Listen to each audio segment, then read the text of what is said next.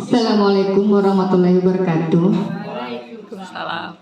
Alhamdulillahirabbil alamin wassalatu wassalamu ala asrofil anbiya'i wal mursalin wa ala alihi washabihi ajmain amma ba'd. Yang terhormat Ibu Kepala SMPN 4 Karangintan, Bapak-bapak, Ibu-ibu, Dewan Guru, staf tata usaha SMPN 4 Karangintan. Alhamdulillah pada hari ini kita dapat berkumpul di ruangan ini dalam rangka sosialisasi menumbuhkan budaya positif dalam diri murid SMPN 4 Karangintan yang akan disampaikan oleh Ibu Lucia Betty Sumarni STP MPD. Untuk membuka acara kita pada hari ini, marilah bersama-sama kita membaca basmalah. Terima kasih. Untuk acara yang kedua yaitu sambutan yang kali ini akan disampaikan oleh Ibu Kepala Sekolah SMPN Karangintan kepada Ibu Hajah Marhamah. Disilakan.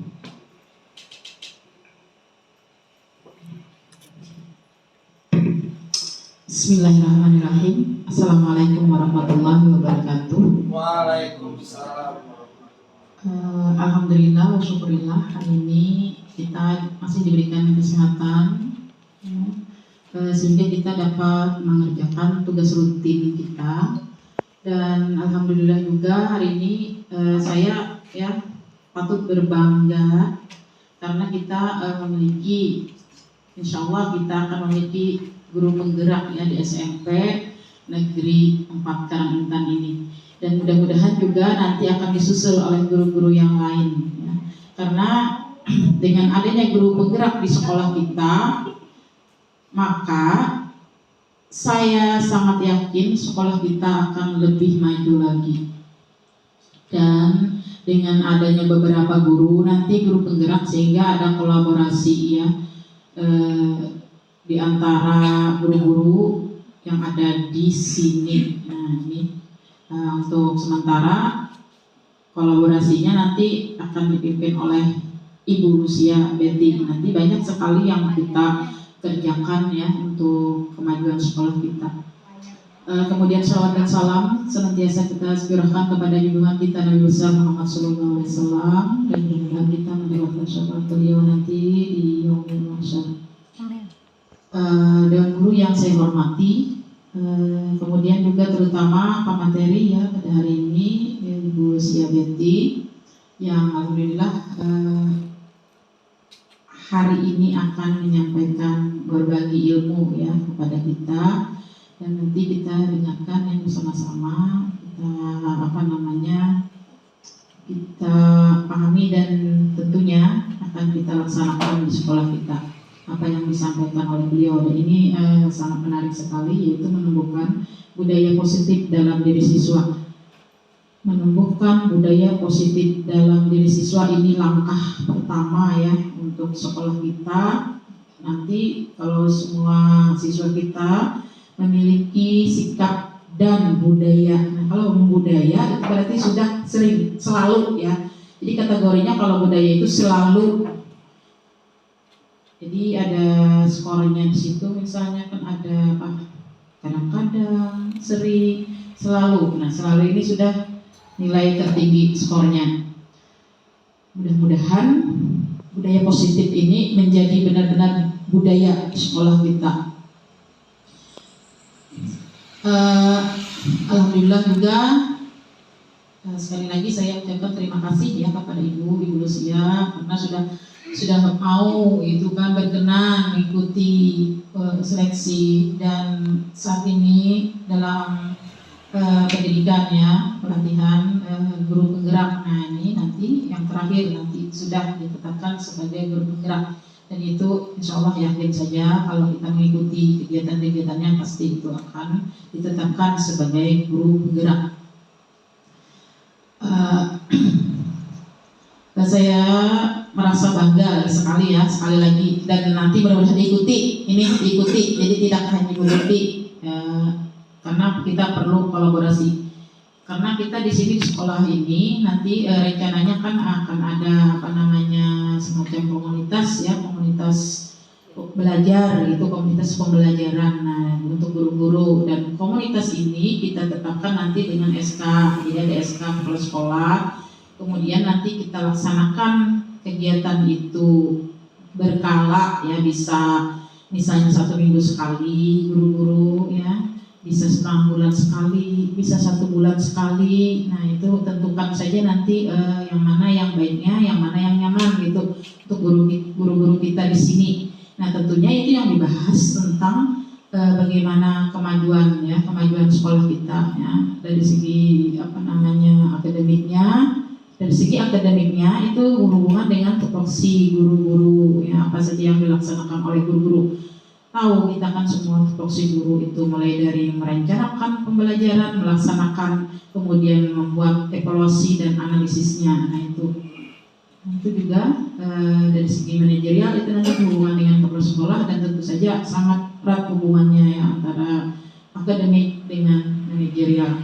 Dan tentu saja ini nanti kedepannya semua guru berkolaborasi untuk memajukan anak-anak didik kita. Tujuan akhirnya itu adalah untuk keberhasilan anak-anak didik kita. Makanya kita jika ada kegiatan-kegiatan lomba-lomba, ikutkan anak-anak kita ikutkan. Nah, terutama guru-guru pendampingnya, wali kelas itu harus 100% mendukung kegiatan itu.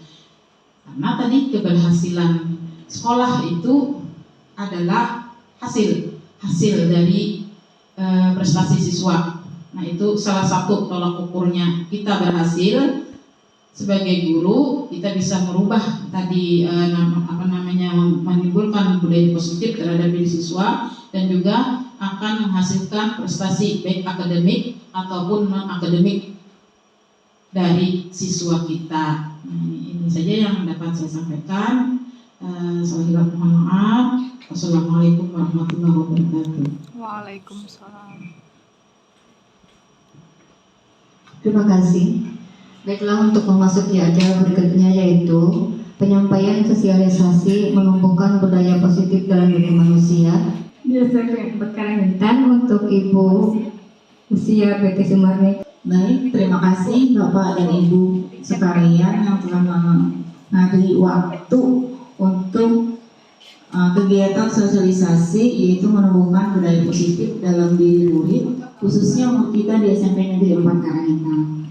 Baik, sebelumnya saya akan mengatakan latar belakangnya dulu ya. Oke, dalam proses pembelajaran itu biasanya terdapat interaksi baik dari pendidik, murid maupun dari sumber belajar. Nah, dari interaksi ini akan terjadi perubahan yang positif, yaitu dari segi pengetahuan, perilaku, dan keterampilan. Suasana positif ini sangat mendukung dalam proses pembelajaran, karena dengan suasana yang positif maka pembelajaran peserta didik akan menjadi nyaman, aman, dan akan menyenangkan. Oke, budaya positif ini adalah nilai-nilai, keyakinan, dan kebiasaan di sekolah yang khususnya berpihak pada murid, sehingga murid bisa berkembang menjadi pribadi yang kritis, disiplin, dan bertanggung jawab. Salah satu budaya positif yang perlu ditinjau ulang ini adalah bentuk disiplin sekolah. Biasanya anak-anak, khususnya yang sekarang ya, banyak anak-anak yang kurang disiplin, baik dalam disiplin dalam mengerjakan tugas, disiplin dalam masuk sekolah, maupun disiplin dari hal berpakaian dan lain-lain. Oke, dari sikap berikut ini sebagai sikap patuh terhadap aturan yang diterapkan di sekolah. Bahasan budaya positif ini mengajak sekolah untuk berbenah, menerapkan poin-poin utama dengan tujuan menggali motivasi internal yang ada dalam diri murid dan seluruh warga sekolah. Tujuannya untuk budaya positif ini adalah untuk menumbuhkan budaya positif dalam diri setiap warga sekolah, dan dengan kesadarannya sendiri setiap warga sekolah akan konsisten. Karena kesadarannya, dia akan konsisten menerapkan budaya positif untuk bersikap atau berperilaku baik. Jadi kalau sudah ada kesadaran, mereka sudah terbiasa. Jadi tidak perlu lagi harus dengan teguran atau dengan ancaman atau dengan hukuman. Dengan kesadaran sendiri, dia selalu bertindak positif. Oke, budaya positif ini sebelum menemukan budaya positif ada beberapa hal sebenarnya yang harus dikembangkan atau yang harus ada dalam diri siswa. Yang pertama adalah disiplin positif dan nilai-nilai kebajikan. Kemudian yang kedua adalah teori motivasi, hukuman, penghargaan, dan restitusi. Kemudian adalah kebutuhan dasar manusia dan dunia berkualitas. Untuk budaya positif yang pertama adalah disiplin positif dan nilai kebijakan.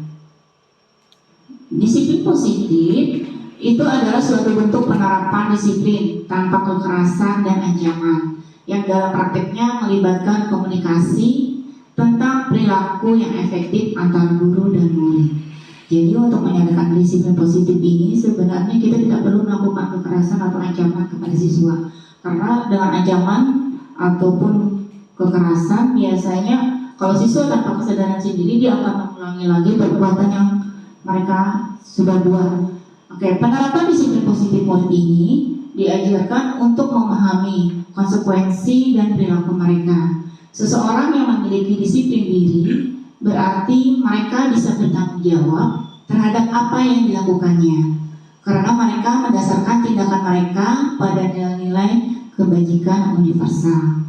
Sebagai seorang pendidik, khususnya Bapak dan Ibu guru, tujuan kita ini adalah menciptakan anak-anak yang memiliki disiplin diri, sehingga mereka bisa berperilaku dengan mengacu pada nilai-nilai kebajikan universal dan memiliki motivasi intrinsik, yaitu motivasi yang dalam dirinya sendiri, bukan dari intrinsik, bukan dari luar.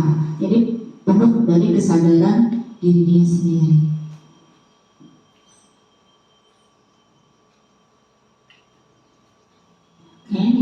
Kemudian nilai-nilai kebajikan. Nilai-nilai kebajikan itu adalah sifat-sifat positif manusia yang merupakan tujuan mulia yang ingin dicapai pada setiap individu.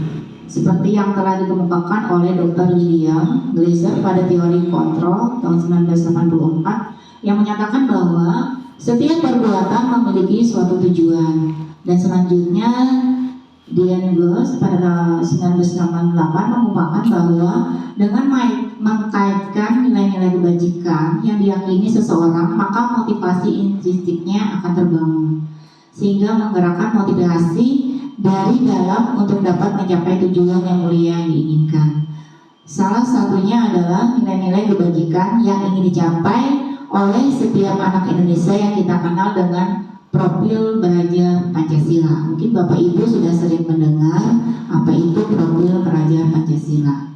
Dan mungkin sekolah kita sudah menerapkan profil belajar Pancasila ini, tetapi belum sepenuhnya.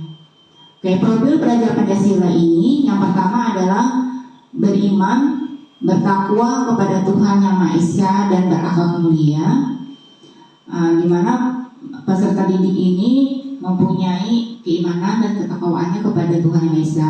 Dan ini biasanya sudah kita kebiasaan kepada murid kita, yaitu dengan berdoa sebelum dan sesudah pelajaran. Dan kemudian setiap pagi sebelum pembelajaran, setelah berdoa kita ada membaca surah pendek. Dan juga kebiasaan itu setiap hari Jumat kita mengadakan Jumat Takwa, yaitu dengan membaca surah dan juga kita ada kegiatan sosial yaitu tali kasih. Tali kasih itu yang digunakan dari siswa untuk siswa. Kemudian nilai profil belajar Pancasila yang kedua adalah mandiri. Nah, ini diajak secara mandiri melakukan sesuatu baik dalam pelajaran ataupun dalam suatu kegiatan. Dalam artian mandiri ini mereka dengan kesadarannya sendiri mau berusaha untuk terus belajar dan berusaha untuk memperbaiki dirinya.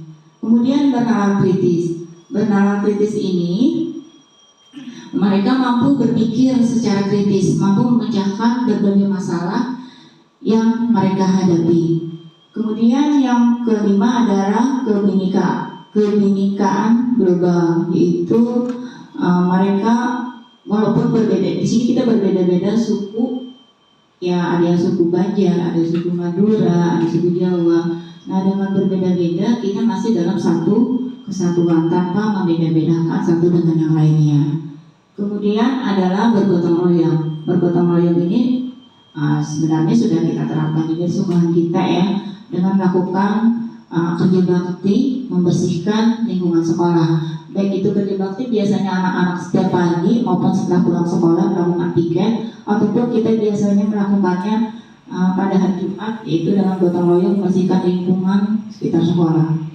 Kemudian kreatif, ini mereka mampu berpikir, melakukan sesuatu dengan kreatif. Oke, kemudian ini adalah teori motivasi, hukuman dan penghargaan dan restitusi. Dear Girls dalam bukunya Restitusi School Discipline menyatakan ada 3 motivasi perilaku manusia. Yang pertama, dia untuk menghindari ketidaknyamanan atau hukuman. Kemudian untuk mendapatkan imbalan atau penghargaan dari orang lain. Kemudian yang ketiga, untuk menjadi orang yang mereka inginkan dan menghargai diri sendiri dengan nilai mereka yang percaya. Nah, dari teori ini biasanya siswa kita melakukan beberapa aspek ini ya, supaya mereka pengen dipuji, pengen terhindar dari kesalahan dan lain-lain. Oke, ini ada beberapa tentang hukuman, penghargaan, dan restitusi. Hukuman itu bersifat tidak terencana atau tiba-tiba. Anak atau murid yang tidak tahu apa yang terjadi, sehingga mereka bisa terlibat ya dalam suatu kesalahan. Dan biasanya kesalahan itu biasanya kita lakukan dengan hukuman. Sebenarnya hukuman ini bersifat satu arah dari pihak guru yang memberikan, dan murid hanya menerima suatu hukuman tanpa melalui kesepakatan atau pengarahan dari bapak guru baik sebelum atau sesudahnya. Hukuman yang diberikan bisa berupa fisik maupun psikis. Murid atau anak akan tersakiti atau disakiti oleh suatu perbuatan atau kata-kata. Biasanya hukuman ini kalau tidak dengan secara fisik, biasanya dengan kata-kata mereka sudah ini ya membuat mereka merasa bersalah. Sebenarnya itu sudah termasuk hukum mereka secara psikisnya. Oke, sementara disiplin dalam bentuk konsekuensi itu adalah suatu terencana atau suatu yang telah disepakati, sudah dibahas dan disetujui oleh murid dan guru. Umumnya bentuk-bentuk konsekuensi ini dibuat oleh guru atau di sekolah, dan murid sudah mengetahui sebelumnya konsekuensi yang akan diterima bila ada pelanggaran. Pada konsekuensi, murid tetap dibuat tidak nyaman untuk jangka waktu pendek. Konsekuensinya biasanya diberikan berdasarkan suatu data yang umumnya dapat diukur. Biasanya setelah 3 kali tugasnya tidak diselesaikan oleh batas waktu yang diberikan, murid melakukan kegiatan di luar kegiatan pembelajaran, misalnya mengobrol, main HP yang selama ini ya. Dan maka murid tersebut akan kehilangan waktu untuk bermain dan harus menyelesaikan tugas karena ketertinggalannya. Peraturan dan konsekuensi yang mengikuti ini sudah diketahui sebelumnya oleh murid. Sikap guru ini senantiasa memonitor murid. Sedangkan untuk restitusi itu adalah proses menciptakan kondisi bagi murid untuk memperbaiki kesalahan mereka, sehingga mereka bisa kembali pada kelompok mereka. Jadi dari 3 poin ini sebenarnya kalau menghadapi siswa yang bermasalah atau melanggar peraturan, kita menggunakan dengan sistem restitusi, bukan hukuman atau konsekuensi. Hukuman kan biasanya kita menggunakan hukuman atau konsekuensi. Konsekuensi ini adalah hukuman yang sudah disepakati, tanpa kita melihat dulu kebenarannya apa yang terjadi pada siswa tersebut. Restitusi ini merupakan proses kolaborasi yang mengajarkan murid untuk mencari solusi untuk masalah mereka dan membantu murid berpikir tentang orang seperti apa yang mereka inginkan dan bagaimana mereka harus memperlakukan orang tersebut. Restitusi ini terus terang sudah saya lakukan kepada beberapa murid di kelas. Ini ada kasusnya kemarin di kelas 9. Ada waktu memang di kelas saya memberikan, kami membuat kesepakatan di dalam kelas siswa boleh membawa HP, tetapi dengan beberapa persyaratan yang telah disepakati. Tetapi saat pembelajaran dia melanggar kesepakatan. Jadi saya menegur secara halus, tetapi dia masih tetap saja. Akhirnya saya menggunakan diskusi ini setelah jam pelajaran. Saya panggil anaknya dan saya berbicara dari hati ke hati. Berbicara, ya kita tanya dulu, mengapa kamu seperti itu? Apakah kamu tidak tahu apa yang kamu berbuat itu mengganggu orang lain? Kemudian mengingatkan kembali, kita pernah membuat kesepakatan dalam kelas. Kesepakatan apa yang kamu langgar? Dengan olahan seperti itu, siswa ini akhirnya sadar dan bisa menyadari perbuatan yang dia lakukan adalah salah. Sehingga pada pertemuan berikutnya setelah saya pantau, dia tidak mengulangi lagi.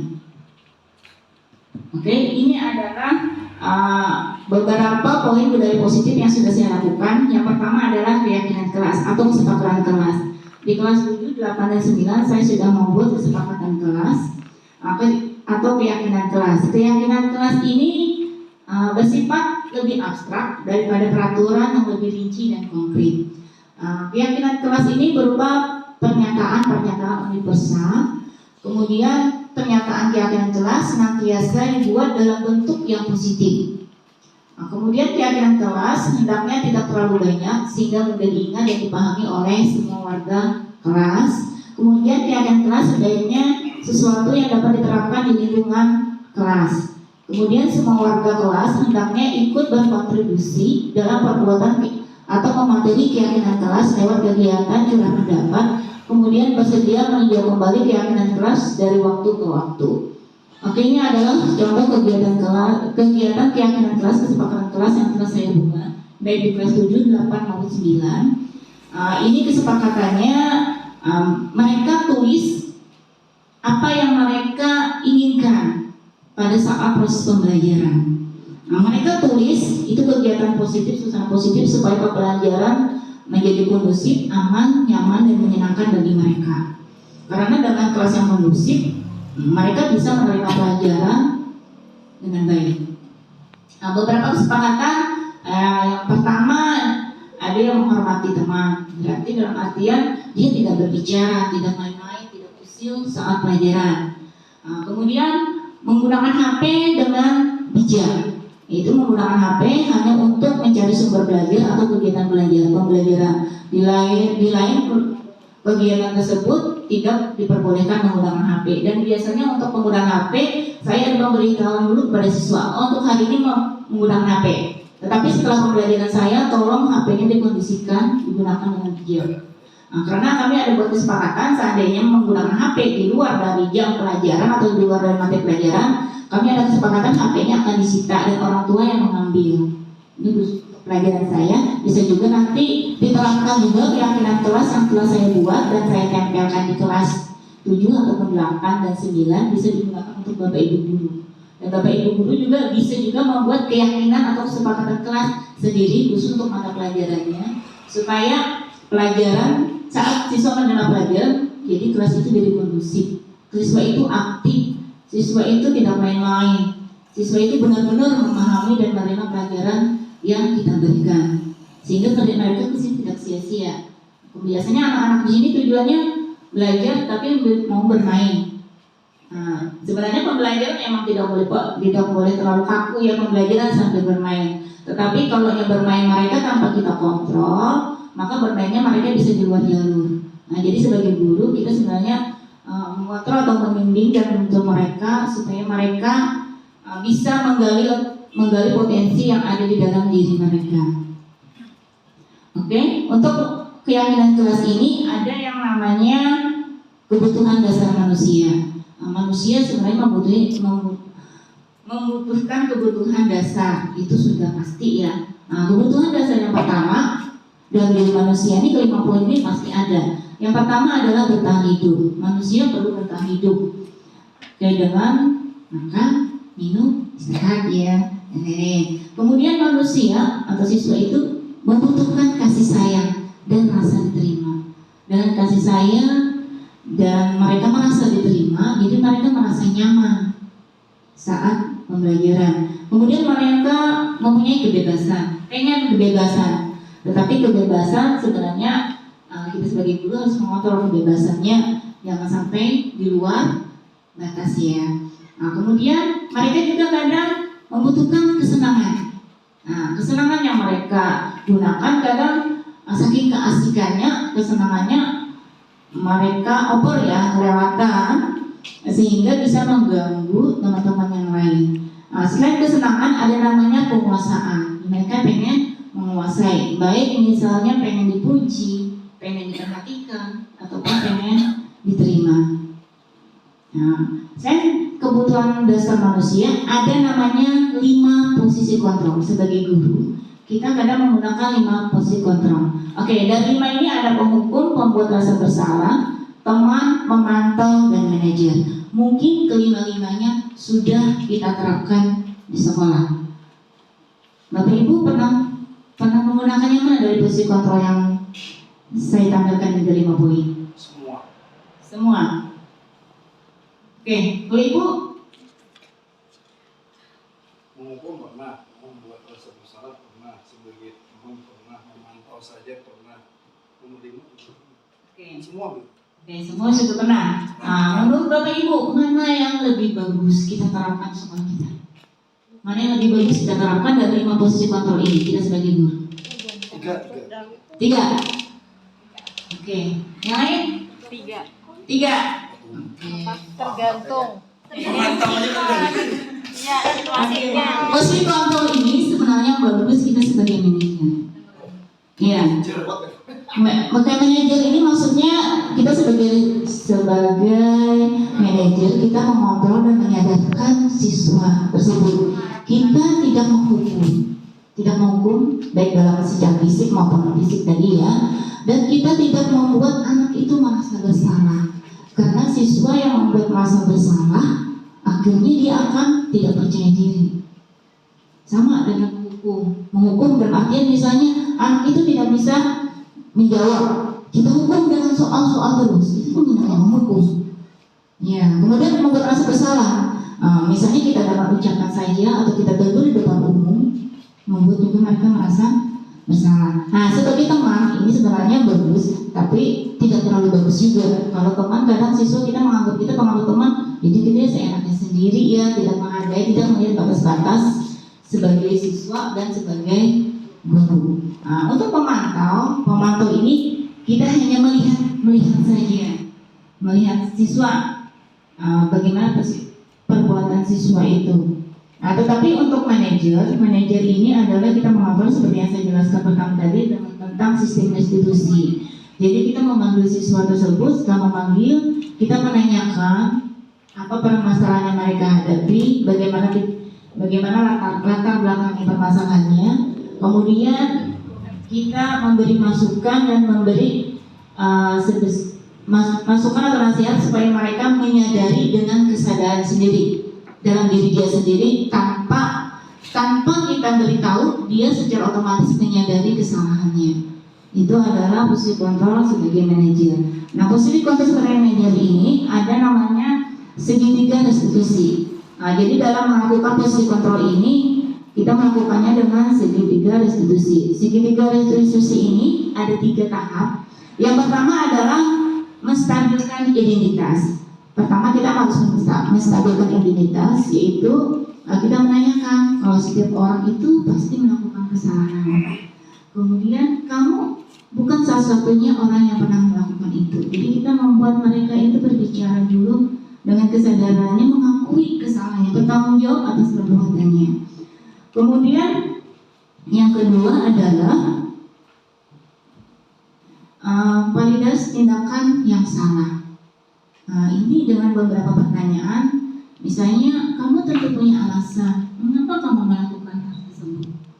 Dengan adakah cara yang lebih efektif untuk mendapatkan apa yang kamu butuhkan?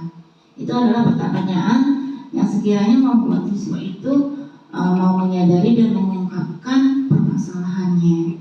Kemudian yang ketiga adalah menanyakan keyakinan. Biasanya menanyakan keyakinan ini keyakinan keras apa yang telah kita sepakati.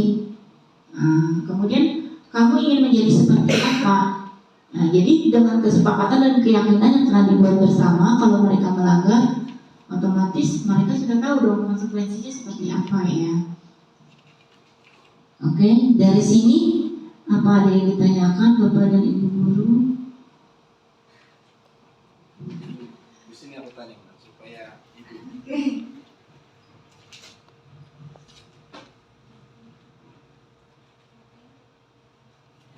Terima kasih kesempatannya. Sebelumnya, Assalamualaikum warahmatullahi wabarakatuh. Tadi Ibu Lucia menyampaikan posisi kontrol ya. Tadi posisi kontrol yang paling tepat yang digunakan untuk kepada peserta didik itu di bagian manajer.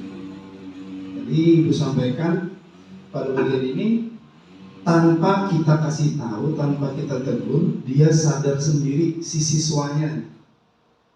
Kalau menurut saya pribadi, ya mohon maaf Bapak Ibu yang lain, sedangkan saya kasih tahu, saya juga pernah membuat mereka merasa bersalah, itu sulit. Kenapa di sini dengan menyadarkan diri sendiri, sedangkan kita kasih tahu aja dia belum tentu nurut, belum tentu bisa apa seperti yang kita mau.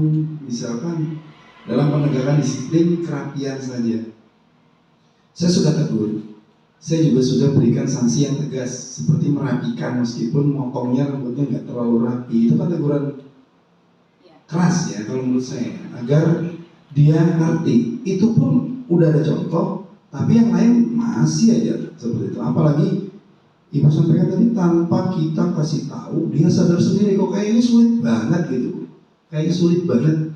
Gimana strateginya supaya bisa sadar sendiri, atau nunggu dapat hidayah dulu atau gimana? Oke, terima kasih kesempatannya Bapak. Terima kasih Bapak Arif atas pertanyaannya, bagus sekali ya. Untuk sebagai manajer ini bukan berarti kita juga berdiam saja. Ini kan tadi saya jelaskan ada 3 cara, yaitu dengan segitiga restitusi. Restitusi ini adalah yang pertama tadi menstabilkan identitas. Kita bertanya kepada siswa bukan berarti kita langsung menyalahkan atau menghukum mereka, menjudge, oh kamu salah, oh kamu telah berbuat ini maka kamu harus dihukum. Kita tidak boleh seperti itu. Kita menanyakannya secara halus dulu ya, misalnya setiap orang itu pasti pernah melakukan kesalahan, atau enggak misalnya dalam pertanyaan, kamu bukan salah satunya yang pernah melakukan ini. Kita secara halus dulu. Tadi kan ada namanya 5 kebutuhan dasar manusia tadi ya. 5 kebutuhan dasar manusia tadi, mereka pengen disayang dan pengen diterima. Kalau kita tidak mempunyai 5 posisi kontrol ini, maka siswa itu tidak akan pernah mau menyadari dengan kesadaran sendiri, mengakui kesalahan yang telah mereka lakukan. Oke, menurut saya itu saja. Bapak Arif, apa sudah jelas? Mungkin yang lain. Yang lain, sebenarnya untuk posisi kontrol manajer ini emang susah. Saya juga merasa susah sekali.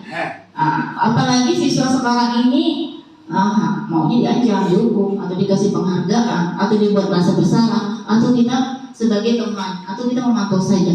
Boleh sebenarnya kita memakai 1 sampai 4 poin ini, tergantung situasi atau kondisi yang sedang kita hadapi. Tetapi lebih baiknya kalau kita melakukan posisi kontrol adalah poin yang kelima. Kita menggunakan selalu poin yang kelima. Kenapa?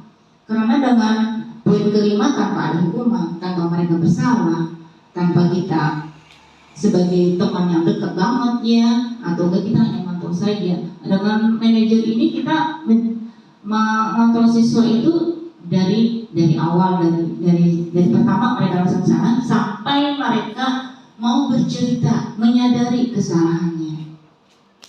Untuk menghukum, membuat merasa bersalah, misalnya dalam suatu kasus kita bisa menggunakan 2 atau 3 biasanya. Untuk penghukum mungkin, tapi penghukum itu membuat anak itu tidak gerak. Bisa kita menggunakan sebagai teman dulu. Bagi teman, tetapi posisi kontrol yang bagus sebenarnya adalah sebagai manajer. Jadi dari kelima ini bisa juga kita kolaborasikan, tetapi akhirnya kita menggunakan poin yang kelima. Mengakui kesalahan bila mereka melakukan kesalahan atau melanggar disiplin. Disiplin baik disiplin dalam peraturan sekolah maupun disiplin dalam kelas. Di dalam kelas misalnya dalam proses pembelajaran. Dan Bapak Ibu bisa membuat kesepakatan atau keyakinan kelas bila keyakinan kelas yang saya buat misalnya digunakan Bapak Ibu guru masih perlu ditambahkan, silakan. Dengan keyakinan kelas saya berharap siswa itu bisa belajar dengan efektif, aktif, bisa nyaman, menarik, dan mereka bisa menerima dan tujuan pembelajaran yang kita berikan kepada siswa itu bisa tercapai. Oke, kalau tidak ada yang ditanyakan, saya ambil kesimpulan dari budaya positif ini. Oke, jadi budaya positif itu adalah perwujudan nilai-nilai atau keyakinan yang diterapkan di sekolah. Budaya positif diawali dengan kepribadian paradigma tentang teori kontrol, yang saya bicara tadi ya. Untuk pengembangan budaya positif dapat menumbuhkan motivasi intrinsik dalam diri anak atau murid untuk menjadi pribadi yang bertanggung jawab, berbudi pekerti luhur, dan berakhlak mulia. Oke, sampai di sini dulu pemaparan dari saya. Semoga apa yang saya sampaikan dapat bermanfaat bagi Bapak Ibu guru dan semoga semua siswa atau warga sekolah di sini bisa menerapkan budaya positif. Salah hilap saya mohon maaf. Kalau ada salah kata mohon maaf. Sekian dan terima kasih.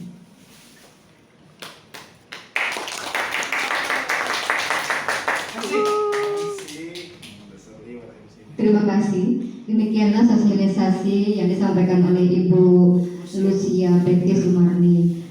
Semoga apa yang beliau sampaikan bermanfaat bagi kita, terutama kita sebagai guru-guru tenaga pendidik di SMP Negeri 4 Karangintan. Semoga kita dapat berkolaborasi dengan baik untuk mewujudkan peserta didik kita ke arah yang lebih baik lagi. Terima kasih. Marilah kita akhiri acara sosialisasi ini dengan bersama-sama membacakan hamdalah. Alhamdulillah. Saya sudah membawa acara, mohon maaf atas segala kesalahan. Sekian.